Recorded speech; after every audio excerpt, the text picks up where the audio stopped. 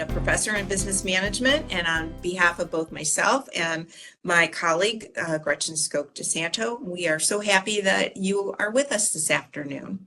It is my pleasure to introduce today's guest leader, Amanda Lovelace Tobicash. And Amanda it's so timely that you're with us today. This is our first semester offering a supply chain management course. So we're thrilled that you are with us. And she just has a great background of experience in e-commerce, retail distribution, aerospace manufacturing. She had roles in business development, supply chain management, and operations.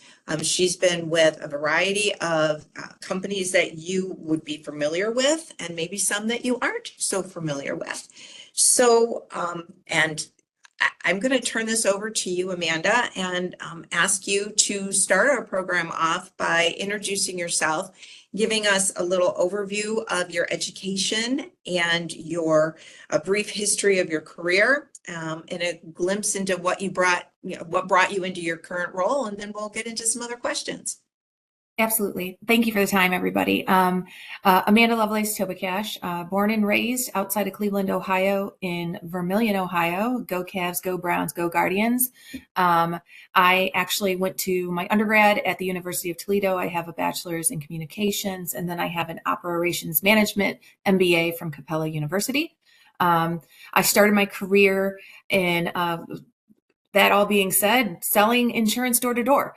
So, any job is a good job when you're graduating from college, and that's the one I took. So I had a strong background in business development, and I actually transitioned that to the steel industry. And I was there for about 5 years and got scooped up into aerospace.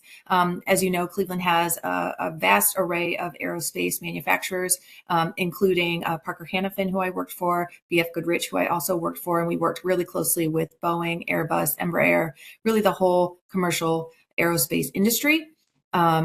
I was in a director role in Twinsburg, Ohio, and I was approached by Amazon, who was building the largest sortation center in Northeast Ohio. It was going to be right there in Twinsburg, about 1,500 jobs. So I took them up on that opportunity. The building was going to be about a mile from my house. I could actually hear the walkie-talkies from my kitchen. So I did that for a couple of years and was offered an opportunity to go into a more omni-channel solution with both retail distribution and e-commerce at Target. And whatever you've heard about Target, I like to grab a coffee and smell candles while I'm there. It's just as much fun to work for Target. Great organization, did a lot in the e-commerce space to try to scale during COVID, as well as deal with any of the supply chain disruptions that I'm sure all of y'all have been talking about, including the current port strike. As I got through COVID, I realized I wanted to do something that really gave back to the community. So I was eager to get into grocery. One thing's for certain, people are always going to need to eat. So I'm currently a VP of operations for the North region, which is basically Pennsylvania to Maine, for a company called Ahold Delhaize. They're one of the largest global grocers, but who we would be most familiar with, particularly if you're traveling down south or on the East Coast, would be Stop and Shop, Food Lion, Hannaford, as well as Giant Company and Giant Food. If you are an international traveler, Albert Heijn is probably their largest organization globally, and it's been fantastic. So when you think about feeding people every day, giving back to the community. We take all of our food waste, turn it into energy. There's just a huge opportunity to give back. So that's been fantastic so far. Personally, I am married and I have 4 kids, all boys. They are 11, 13, 15, and 21. So as you can imagine, it's incredibly loud at my house and we don't have any food. So that's a little about me, Connie. That's terrific. Thank you very much. I do want to ask you about the port strike, but I want to, and maybe some of our students will as well, but we'll start with leadership. And so if you could just tell us a little bit about what you consider to be some key leadership best practices. Absolutely. I will tell you that when you're a leader and you're thinking about how you contribute to your team, if the decisions you're making are the right ones and how you can influence others to get on board with things that you're trying to move forward, it really comes down to three things. The first being is whatever you're talking about in the simplest terms. Are we dealing with it and solving it in the simplest way? And when you think about that, that then leads to the second and the third. If it's simple enough, it will then be scalable, which means no matter how big or small, it'll still work. And then is it repeatable? And so again, it can only be repeatable if it's simple enough and if it's ability to be scaled. So when I think about like how I organize my day, my strategy, it really starts with that. Like, how do we make sure that we are getting this to the simplest common denominator? The example I will use is when you think about hiring folks into buildings, especially in like a distribution environment, so a warehouse employee, if we don't have the ability to train them quickly, we have to look for these incredibly specialized skill sets, which then make it less possible to scale. So we have to make our processes in the building really simple so that we can train folks easily and we can scale when things like the port strike happen, so we can deliver more product. So that's really key to me. And then I'm a huge proponent of rigor of routine. Whatever we need to do has to have a balanced routine around it. And that is really all the things that we've learned in our undergrad around plan, do, check, act, and that circle that just keeps spinning. It's really important for us to build a strong plan, check in on that plan while we're actioning it, follow up with our lessons learned, and then learn from that and move it forward. So those are the things that I lean into as a leader to make sure that I can deliver strong results as well as get folks brought along pretty quickly. That's great. So touch a little bit maybe on decision making here. So your environment is very fast paced. A lot of times there's uncertainty. Like you said, we're living in this great example right now. So how do you approach decision making in a fast paced environment where there's so much uncertainty? Absolutely. And, honestly, I'm a person of collaboration. I prefer to gather consensus. I like to work with my team to see their perspective. When there's urgency applied, we have to sometimes apply kind of a concept of disagree and commit. Looking at the risk reward and moving quickly, even though we might not have all of the information. And we have to give ourselves some flexibility so that we can pivot if things don't go as expected. So when we're looking at decision making, if I have the time, I would prefer for us all to get aligned to one solution. If we don't have the time, then we just have to weigh it quickly, and I may have to make the decision on my own or with just the vast majority in agreement. And then we have to move quickly on it and make sure that everybody is a unified front to the folks that we're communicating and affecting the decision with. So that is the big piece of this. We're not always going to agree with the decisions that are being made, but when we are with our teams and we are executing those decisions, we really have to make sure that we're lockstep aligned with the folks that you had gotten the consensus with or you did your disagree and commit with. And that can feel really uncomfortable, but it's the biggest responsibility that you have as a leader. And of course, we do all of those things of stack ranking the options, looking at what the potential unintended consequences are, and making sure that we can find it right on the scale where it'll be of the lowest impact from a negative perspective, but get us further than we currently are today. That's great. So you mentioned teams. So what strategies have you found to be effective and helpful in building and maintaining high-performing teams? Absolutely. I think it really gets down to common goals. So something that I started doing about a decade ago, and I probably will never stop because it's been pretty effective for me, is when you are every year when you get together as a team, and that could be because you have received a new business plan, that could be because you have a new project coming up, that could be because you just have a number of new team members and you want to get alignment. We create a charter. And with that charter, it's really, I'm very simple, right? One piece of paper, and it says on it, like, what would make us proud? So what is our purpose? What are we hoping to deliver this year? That could be financial outcomes. That could be community advocacy and things that would make us proud as humans. It could be all of those things. It really should be. And then you take that and you identify either from your business plan or your team's focus area for the year, you identify very clear common goals around that.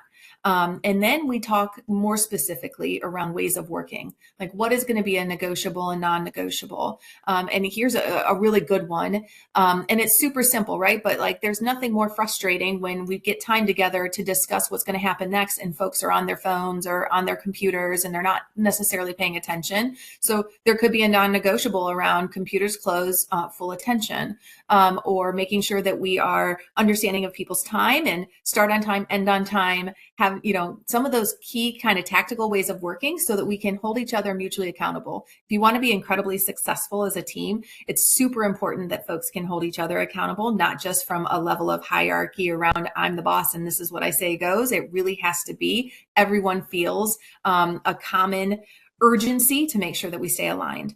And then I just get super practical with it. After we create it, we just post it in our conference rooms. We create badge buddies for people's badges getting into the building so that when we're having discussions, if we're talking about something and it's not aligned to our goals, that we call that out and we either decide to shift priority or we decide that we have to table that because it's not a part of our common goals for the year.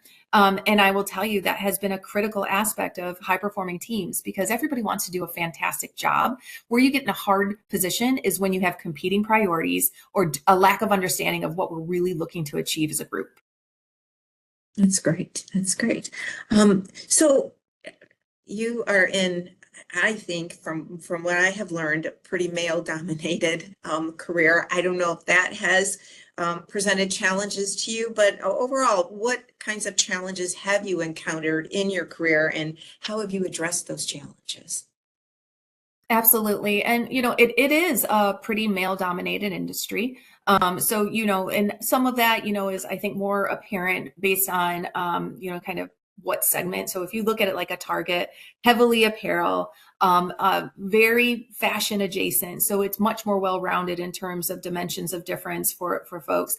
Grocery is much more traditional and there tends to be, a little bit more male dominated aspects of that. However, I would say there's been a big infusion of folks that are incredibly interested in this because of the fact of what I said about the mission critical nature of grocery has driven a lot of momentum in diversity.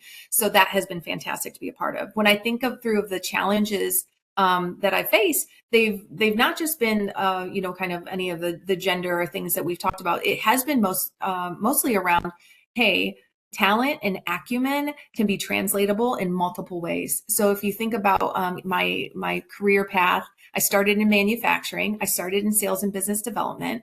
I went into aerospace, which is a heavily engineering focused industry. I have no engineering degree.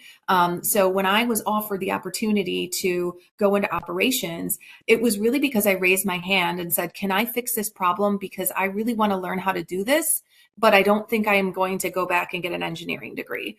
That I think was the most challenging thing for me, was looking for ways to solve problems with what I knew I had as a skill set, even though it might not be a traditional fit for some of the roles I was going after. And then using my results to drive that credibility and to continue to grow out. And I had been very fortunate where I've been afforded some opportunities to do so. And I've also been fortunate to translate those opportunities into different industries. And I'll mention this just because I think it's really important as you think through the challenges that could be created. Some of them I think are self-inflicted. We need to trust that if we have expertise in finance, in how to move product, in how to talk to people, go for that role that is maybe not a traditional fit, because I think you'll see that there's a lot more opportunity for you than you would have think there is. For example, when I went to Amazon, when I went to the interview, they were very frank with me. They said, the reason we're interested in your resume is because you have a significant manufacturing background, and we need folks from manufacturing to help us to get from startup mode to scaled operation, because you have already done this mindset around continuous improvement. Specifically in aerospace, there's a lot of quality requirements. So that level of like precision planning, precision manufacturing is wholly translatable into moving boxes through a building and getting there on time in the lowest amount of time possible, which is, we know, is the thing we love the most about Amazon. So I think there is an element of like, just know that you can do things even if they don't look like they're a traditional fit for you. Good advice. So have you had a mentor or a role model that inspired your career as you've been going through? Absolutely. I have maintained one major mentor throughout my career, and he was the first one that afforded me an opportunity to be a operations leader as opposed to a business leader. Sales is very customer facing, and being able to get someone to believe in you to translate that into how you would talk internally to drive costs down and do some of those things. He was a nice, refreshing advocate for me, as well as he was an accountability partner. He would be the first one to say, "Oof, I think you got that wrong." So I have a lot of trust for him. He's since retired, but I also seek out folks in my industry. There's a number that I continue to meet with. They're chief supply chain officers in various organizations, a couple of SVPs at Starbucks, where I just kind of look to them because I think there's an opportunity to learn and grow even in my current role. And I need to start thinking about my career differently. You always can start to think about your career differently. So I've really indexed those relationships. And I will tell you the best advice I can give you is if you're in an organization and you meet someone and they have something that you're so fascinated by, do not be afraid to reach out. Do not be afraid to say, I would love to get some time on your calendar. And sometimes that was peers where I was like, wow, how you're running your business is amazing. Can I shamelessly plagiarize that by learning from you? And some of that was, I aspire to you. Do you have time to help me figure out how to get there? Knowing that I own my own development, but like your insights and you as a resource, and then of course, eventually an advocate is a huge piece of that.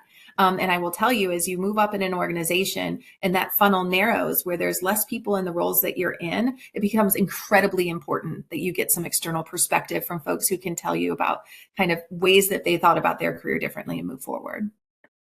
So that is great advice. And it kind of leads us into our next question, which is focused around communication skills.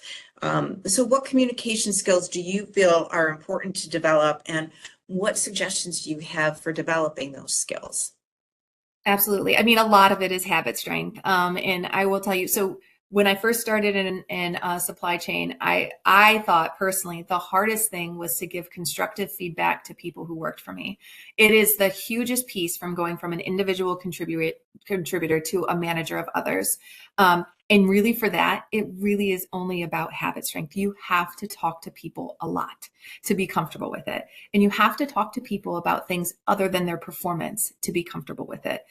So that is a big piece of how you can start to hone in on those types of really more challenging communication skills. The other piece of advice that I had been given, I'm a pretty extroverted person. And so this advice was really helpful for me. And it was, if you feel like you've been talking too much, it's way too late. So it's super important when you're communicating with others that we take that breath and we make sure that we are actively listening, making eye contact, and I think all of us like the nod or the reinforcement that your message is being understood. That is such an important aspect of communication that helps people not only to be heard, but to feel valued. That you really need to lean into that. And then don't be uncomfortable with the silence is like the last piece of that. I was traditionally a silence filler. But unfortunately, especially when you're talking about topics where you want folks real, genuine feedback, there's going to be a discomfort in raising your hand. So when folks are, thinking about raising their hand, we have to make that room and space for them to get comfortable to say the things they want to say. And sometimes that is sitting in that silence a little longer than we would be comfortable with. That's different advice than we've heard. I love that advice. So thank you. You shared that you have a large family, 4 boys. So you must have some great insight into how to maintain a good work-life balance. Oh yeah, and I will tell you that I am not a person that gets it right all the time. I do think of it as it kind of it's like the waves in the ocean. It ebbs and flows. Sometimes I'm really good at life balance. Sometimes I'm really good at work balance. But the only way to really make it work is to set boundaries for yourself. Generally speaking, and this is for any job, this isn't just in supply chain. If you do not create the boundaries for yourself, other folks will not be thinking of you and thinking of applying those boundaries for you necessarily. So if you become accustomed to picking up your phone at midnight, folks are going to start to think you're available at midnight. That was really important for me when I started. Most manufacturing is really traditional. Your hours are 8 to 5. They generally don't have a second shift. You're off on holidays. But you think about a company like Amazon, this is a 24/7, 365 operation. So you have to look for those moments where you can step away and take time for yourself because the business is in a good place. And you have to really be resolute about the fact that it's just like when they talk to you on an airplane about putting your own oxygen on first. You cannot take care of others, your team, your project, your company, if you're not taking care of yourself. So the number one thing that you can do for yourself is make sure that you're making that time for yourself so that you can show up and be the best that you can for your role. And when I worked at Amazon, I would do things like maybe I would block off a portion of time where I was going to go to the gym and work out and do the things I wanted to do, because I knew that that was going to be incredibly important to give me the energy, the focus, and the decompression to be able to continue on with work. So those are big pieces of it. And I've gotten as practical as my admin now. She puts focus areas into my calendar so that I can have a break between meetings where I can really lean in and make sure that I can do the things that are like the normal job that aren't meetings. So it's important to do it. And I will say that I don't know that anyone's perfected it, but I do think that if you want to have a sustainable career in a fast-paced environment, you got to figure out ways to do it. You talked a little bit in our discussion of communication and maybe a little bit about networking. We really try to emphasize to our students the importance of networking. How important do you think networking has been to your career advancement? And what do you suggest for our students to do to help them to build their networks? Absolutely. So I will tell you, early in my career, it was very much as you thought it would be, right? Like you deliver results, the results make people happy, that results in a promotion or a new opportunity. And then I will tell you, as I've gotten further in my career, it has become incredibly important that you have a network of folks who are talking about you in rooms that you're not in. And it's just that same reason we talked about, where as you start to grow in your career, there's less of those available opportunities. So the folks are going to that are going to get into these opportunities, people are going to know their names. They're going to have experiences having worked with them. They're also going to have, the ability to navigate situations with comfort around meeting new people and getting exposure. So I've found that, in my last several roles, I don't think I would be in the role if I hadn't had a network of folks around me who understood, kind of what I could bring to the table, were willing to advocate for me in places I wasn't, and also had a good understanding of what I've been able to deliver in the past. I would say some of the advice I give to folks is, hey, don't assume that folks that work with you know everything you've done. Have a willingness to advocate for yourself.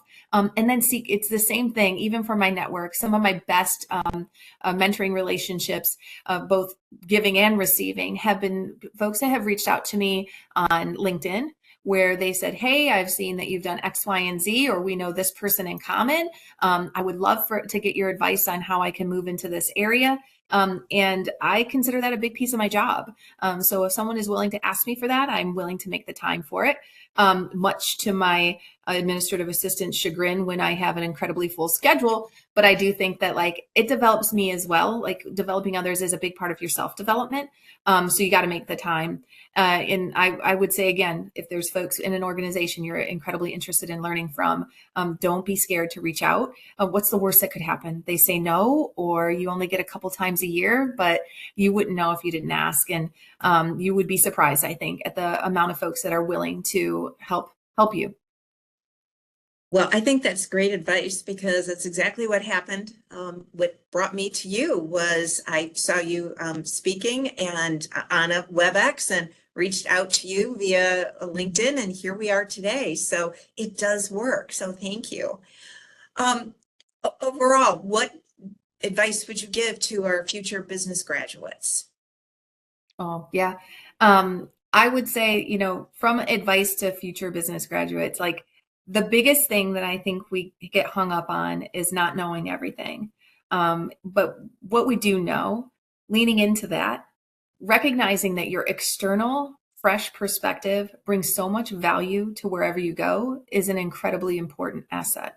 And I can tell you, I had incredible luck when I would hire folks who were straight out of their undergrad program and coming in for their first time into Amazon and had not had a previous role other than maybe what they were doing to work themselves through school, because their perspective was so fresh that they would ask why a lot. And we really should be prepared to answer those whys. And sometimes we would say, you know what, I don't know why we do that. And we would end up in a position where we found a way to fix things. So do not think that your questions need to come from a place of expertise. They should come from a place of curiosity. And if you ground yourself in that curiosity early in your career, you will be surprised how much you can uncover for yourself and for others to drive the business forward. That's great. Great. So I'm going to turn this over to Gretchen here in a second to moderate some questions from our students. But before we do that, I have to check in with you on the port strike. And I keep hearing about bananas and that they're going to be, turning brown out there on the water waiting. And so I'm just wondering, give us a little bit of a snapshot into what the strike has done to your life. Sure. And I think we're all experiencing it a little bit in real time. So what you're experiencing as a consumer is not too dissimilar as what we're experiencing as a business. And a lot of it is just around like making sure that we keep folks comfortable and we're transparent around what's available and reduce any sort of panic buying situation, because we are not yet in a position where we are at the point where you would need, a case or maybe 20 cases or a truckload of toilet paper. So feel free not to buy that. I also think that there's a lot of work that instantly goes into play around cross-functional collaboration. So as you can imagine, the folks inside of the distribution warehouse are going to react to this very differently than the folks that we're partnered with on the procurement team, who need to understand what their contingencies are for alternate buy opportunities. But it's a well-oiled machine that all needs to work together. So, we have been having several times a day huddles to talk through okay, how do we ground ourselves in these contingencies? What are our opportunities to be able to continue to, kind of bring stuff to the store shelves? And then what do we just need to be really realistic with? And how do we communicate that to customers to make sure they understand? Great. So I would assume that really brings out the value of the team, right? It sure does. It sure does. All right. Well, thank you. Gretchen, I'm going to throw this to you for moderating student questions. Hello, everyone. A lot of you, I see a lot of my students here, so I'm glad you were able to join us. But for those of you who don't know me, I'm Gretchen Skoke DeSanto. I teach along side with Professor Golden in the Business Management Department. And yes, I'm going to head up questions here. So if you have a question, you should see on your screen like a little hand button. You can certainly raise your hand, and I will call on you and you can unmute your line and ask your question. Or if you prefer me to ask it for you, I can certainly do that. I just need you to type it into the chat box. So I'm going to quickly look to see if I have any hands. And maybe I'll give you guys a minute to think of some questions. I'll ask Amanda a quick one around would you say, the top 3 team behaviors that you would want to see from folks that you work with? Top 3 team behaviors while we're working on getting some questions. Sure. It's like you teed me up for this, Gretchen, since we just talked about curiosity. Curiosity is super important to me. I also think kindness is incredibly important. Work is stressful enough without, all of the extra barriers around making sure that we are always talking about the process or the product and not the person. Because it is completely appropriate to have different perspectives.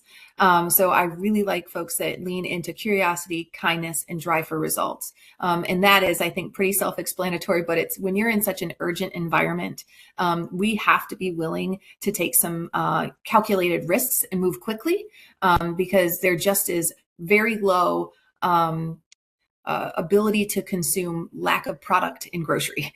I don't know about y'all, but if I go to a place and they didn't have bananas the last 2 times I went there, I'm not going there again. I'm going to go to the place that does have bananas. You do not get a lot of opportunity for error with grocery consumers. So you have to be really realistic about how quickly you can get things done and make some decisions in real time. Thanks, Amanda. Okay, so we got some questions coming up here. The first one is, did you always want to go into business? Mm. I would, in some ways, I think I did always want to go into business. I did have aspirations of maybe being an entrepreneur, more of like owning my own business. I do a little bit of that in the background. My husband owns a contracting business, and I'm the CFO and COO for that. But it's just an incredibly small handyman business, but I love it. So I did always want to do something in that realm. Where I got really passionate about retail and distribution specifically was just when I saw that I could do all the things I had done in aerospace, but I would be able to do them in real time as long as I was doing things that were safe and ethical and affect change quickly. For the right reasons, aerospace moves in a very calculated manner. As you know, like public safety is of the utmost importance. So we definitely index on precision and metered approach to be conservative with safety. When you're in an environment like retail, trends move quickly. So being able to see that come to life with the opportunity to affect change quickly and see how it translates to the shelves quickly was really appealing to me. I don't know that I'll ever leave grocery or retail distribution for that reason, because it's been incredibly rewarding that way. So next question is a great one regarding social media. What's the most important thing to put on your LinkedIn account? Ooh, oh yeah. That's a great one. So to me, the most important thing to put on your LinkedIn account is an accurate overview of what you bring to the table. Now we're in a position where you can get some fun AI generated things. They aren't always translatable, so I definitely recommend spot checking them, but in a very brief sentence or two articulating exactly what your value is. And I think that can be what you currently do for a living. That can also be your values. It is absolutely appropriate to demonstrate your values in there. And a lot of it is, for me, it's definitely around collaboration, teamwork, and then the critical mission aspect of it. I love to, represent the community that we serve and give back to the community for sure. So thinking through those types of things, that is something that will resonate with folks who want to follow you, as well as with folks who want to connect with you. And then overall, just, we want to keep it simple and professional. That is a key aspect of it for sure. Thanks, Amanda. Now, because I'm a professor, I got to get my word in here for a second. I would say the number two thing is you can't have that little like LinkedIn egg as your picture. Okay, you've got to upload a professional picture, guys. So actually, Professor Golden is working on an event in the spring when we bring in a photographer and you guys are able to get a professional headshot that you can put on your LinkedIn account. So put that in the back of your head. We're going to have a great event next semester that would allow you to have a really great picture on LinkedIn. And I will tell you, that is the first thing I did with my last two teams is we brought in a professional because it was everything, like people with their motorcycles, people with their dogs, which I love dogs. And I just would love to just see your dogs. I need to know their names though. But we really need to make sure that you put that professional foot forward on LinkedIn specifically, because it is such a big asset and tool and resource for us now. Hey, thanks for agreeing with me. Backing me up. Okay, so next question from Elise. For an entry-level position in your field, what are some things that you look for in an applicant? And it's not too different from, kind of what my expectations are for the team, but I am looking for someone who has a willingness to dive in and is comfortable doing things in ambiguity. I know that is something that most of us just generally hate, but a willingness to kind of teach your way out of it, right? So there is I don't need to be an expert in this, but I'm going to surround myself with experts and I'm going to learn from them, and then I'm going to go and apply it. So a quick learner with that kind of sense of urgency. And then I think the other is the big thing that I'm looking for, someone that's open to change. The only thing we know about change is that change is going to happen. And so it's really important that we're able to drive that forward, because it is just an absolute impossibility to not be agile these days. We have to be incredibly flexible because of things like supply chain disruption or, labor shortages, or some of the things that we've experienced in the last several years that have just told us that those folks that can work in that environment, they're significantly more successful. Thank you. So James is asking, he noticed you do had a number of jobs throughout your career, and he's curious, the longest job you stayed at and which company taught you the most. Oh yeah. Oh wow. Um, I would say the longest job I was in aerospace for about a decade, and 8 of those years I spent at Parker Hannifin. And then I moved into a director role for Rexnord Aerospace. So that was a big chunk of my career.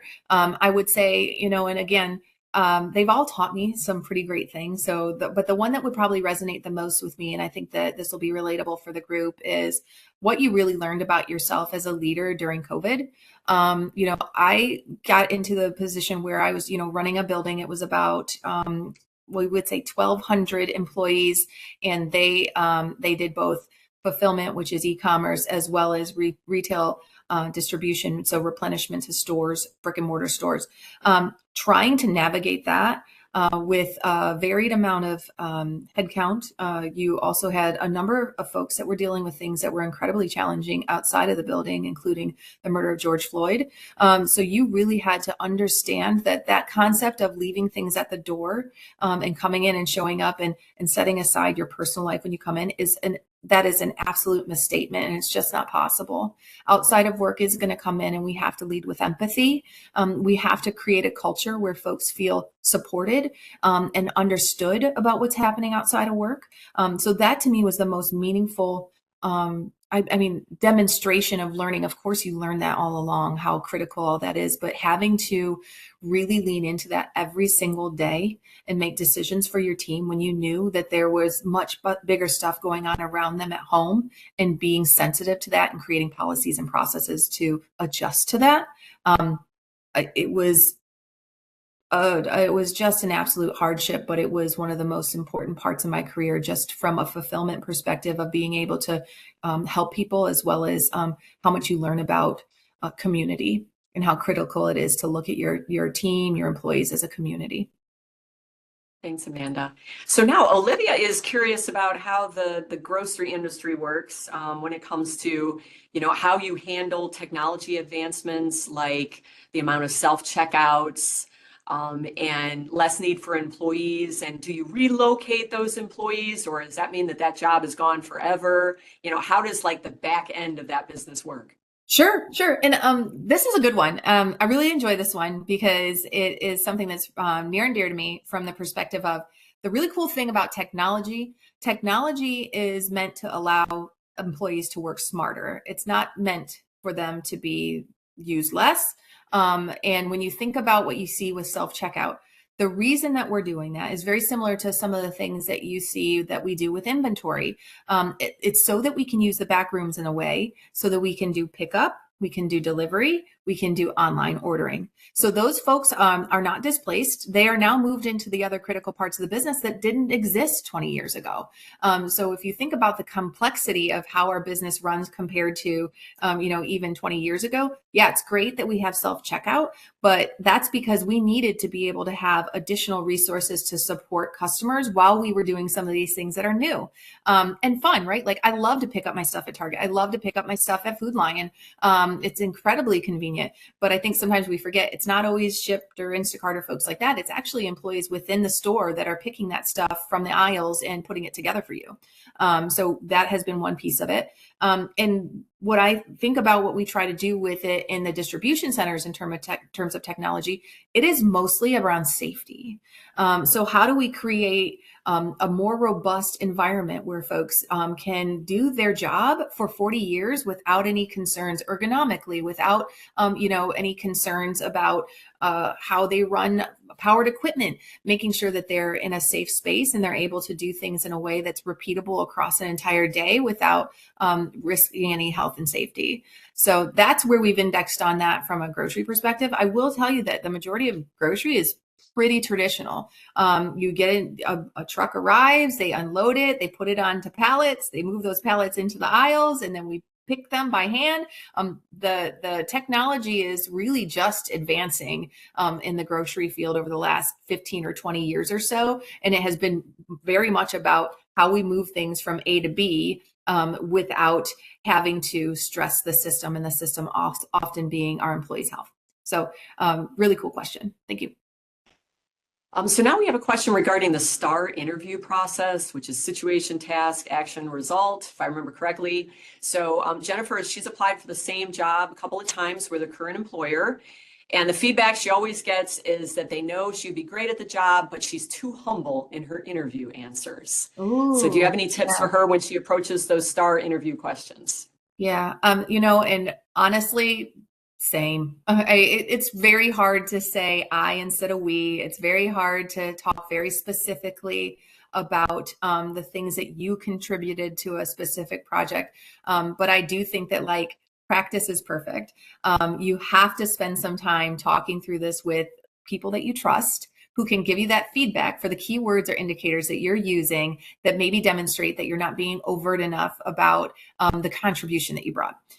So, I tend to write it down. I also am a person that, okay, first of all, I love to interview. It's a bizarro thing. So that's, kind of on me, but I'll have small post-it notes around, if it's a web interview around me, I will have them in my car. I'll have a portfolio that I can reference. And if there's anything I can do to put it together in a package to be able to demonstrate in photos to folks, if it's a live interview in person, I'll give them that package at the beginning because I think a picture is worth 1,000 words, and it actually takes us out of talking about ourselves and more talking about what has been done in this picture. And so you can be objective. It doesn't feel as awkward. There's a little bit of the talk in the third person thing that happens, but that's fine. But it'll incentivize you to be able to talk through it without feeling the discomfort of, am I being, kind of arrogant or self-centered or whatever it is that would be a worrisome aspect of that. Thanks, Amanda. So we actually have an ethics class today. Dr. Zurin has brought his entire class, so thanks for joining us. We're glad you guys are here. And he has the question for you. Can you comment on ethics in your particular business? Sure. Yeah, absolutely. Ethics is a foundational key attribute, right? So when you think of, I think of work is like, the way that I manage my work is like a house. The foundation is culture.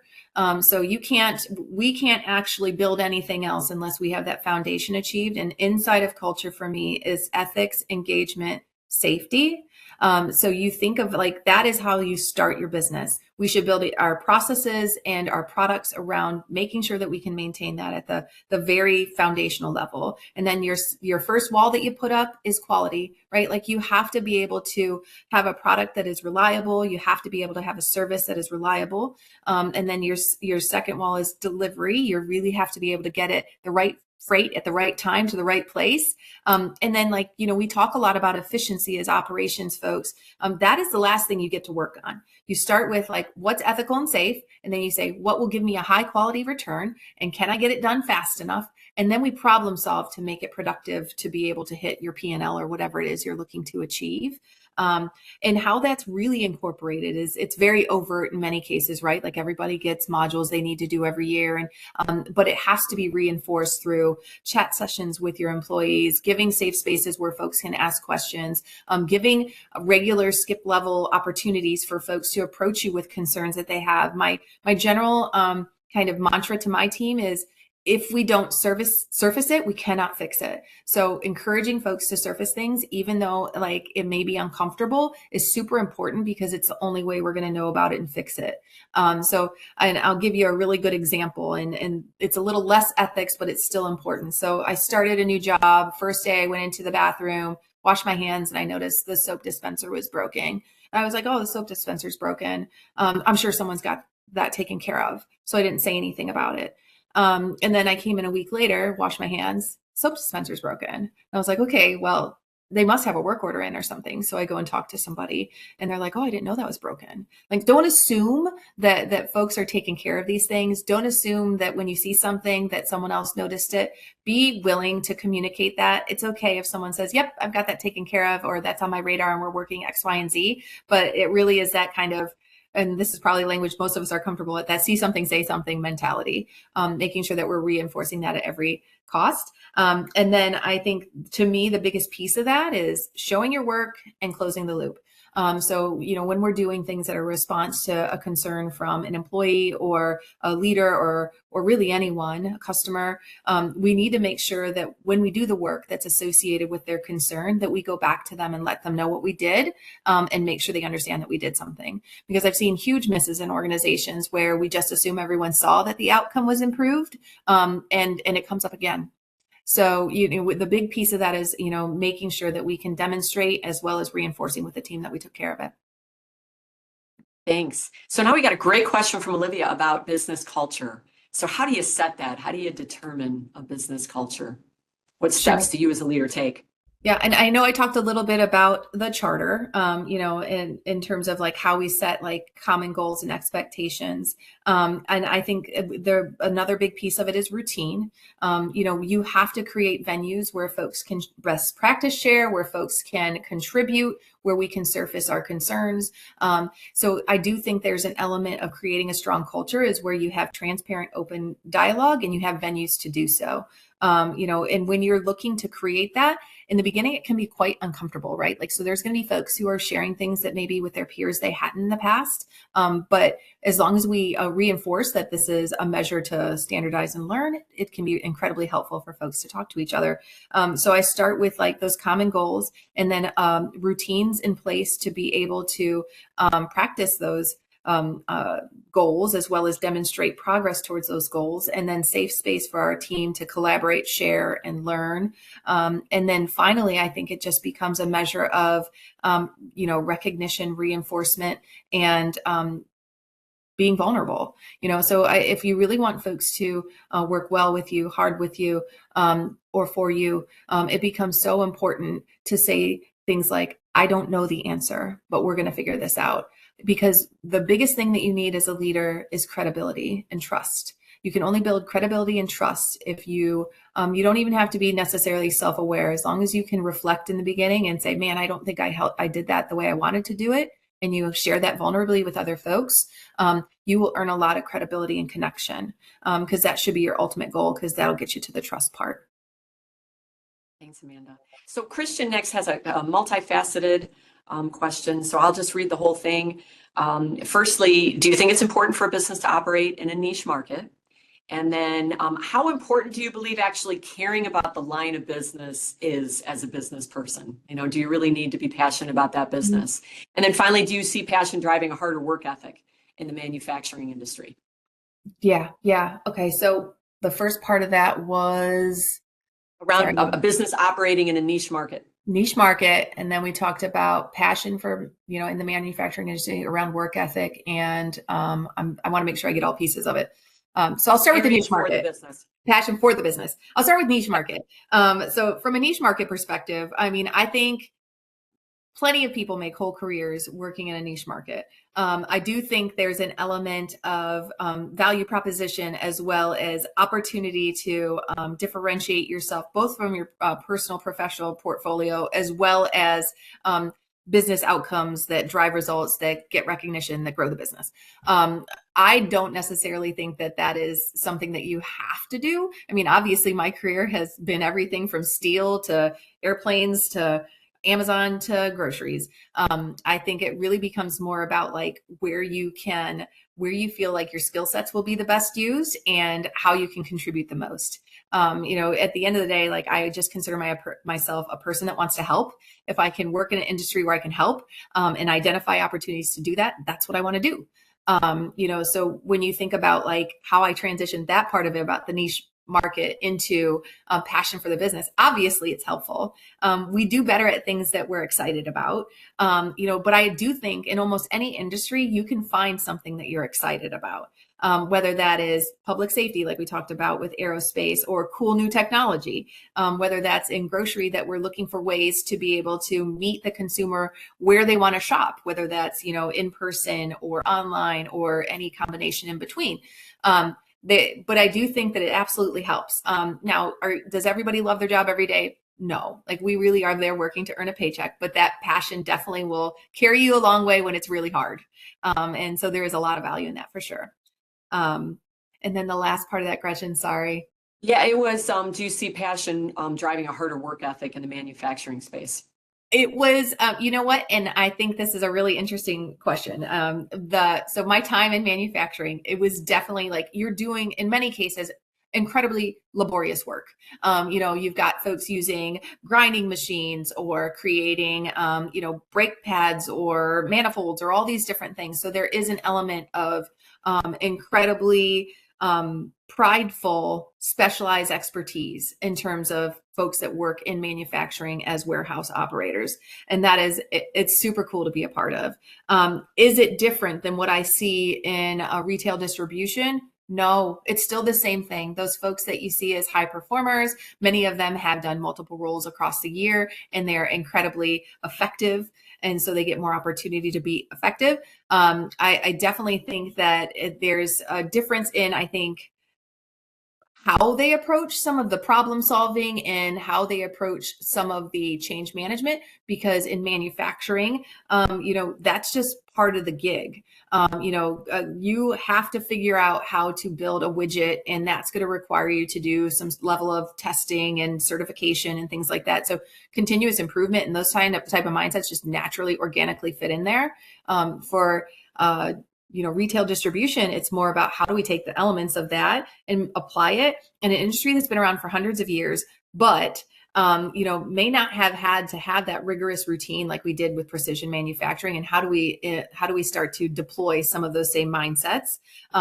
And there's a lot of openness to do that, because everybody recognizes when they're doing a job every single day, regardless of the job, that like, boy, this isn't effective, or why do we do this way? So there's openness to work smarter. So I don't know that I think there's more of a work ethic or grind ethic in manufacturing. I just think that the focus is slightly different in terms of how we get there. Thanks, Amanda. Now, Tamisha, she heard that your husband runs a business, correct? A small Yep. business? Okay. So she has a question regarding serving as an entrepreneur of sorts. When did he know it was time to delegate and start hiring others? And how does he balance between an entrepreneur, when he first started the business, or when, I'm assuming you're involved in that too and helping. Yeah. So what are your Yeah. thoughts on that? Again, like, I don't know that, like, he also does this perfectly all the time. Sometimes you quote a job and it's a little bit too big and you're in it and decide you need help. But I think for him, the biggest piece of this is work-life balance. So he really looks at, like, if I want to do this on these days of the week and be able to be available to go to my son's football games or to basketball or whatever we want to do, he has to, kind of modify his workload around that. And I would say that sometimes he is adjusting it because I say so. There's an element of like our partnership around, hey, like, there's no way you can do this. We have X, Y, and Z coming up. And so we're very planful about that. I would say that, like, there are times where, we just have to intentionally agree that this may be the right project, but it's not the right time. And then we will give a referral to others, because, most of the folks in a contractor role know other folks in the same industry. So that's a big part of it. And then I think it's, it's very much, while the work's available, take advantage of it, right? There is some seasonality to a lot of roles. And so, we know very intentionally he's going to be super busy in the summer because folks want to do a lot of their stuff around the yard or home projects when they can be available. And then during the winter, he pivots towards doing some of those projects that may be more complicated that he has to put off. I think we have time for maybe one more question, because then we got a couple of parting comments. So question is, what's the biggest thing that has motivated you to stay in business? Why haven't you jumped ship to something else? Yeah. I will say that, like, when I started my role at Amazon, there was just nothing quite like the feeling of being from the Cleveland area, working in the Cleveland area, and bringing 1,500 jobs to the Cleveland area. The idea that they built their building where the steel mill had been was just absolutely amazing. The folks that came to work in that building, they needed that job, and our community needed that job. So being able to contribute that is just, there's no other feeling quite like it. And I felt that. I've worked in Philadelphia as well, and I worked in a place that brought 3,000 jobs. And if you think about that, that's just, you're changing people's lives. And I don't take that for granted, for sure. That's a perfect way to end. I mean, I love that because I feel the same about business, you know, the impact that we have on our communities and families, and it's just particularly incredible. So thanks, Amanda. I've got a couple of just reminders for folks before we sign off today. We wanted to thank Dworkin and Bernstein for sponsoring Learn from Leaders today.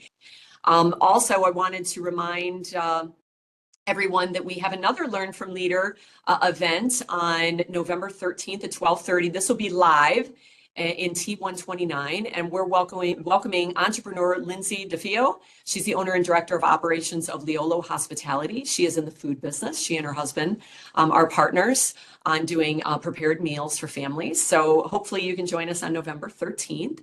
And Amanda, we want to thank you so much for sharing your time and expertise with us today. Connie, is there anything you want to add? Because you did all the coordination of this. I'm just stepping in now.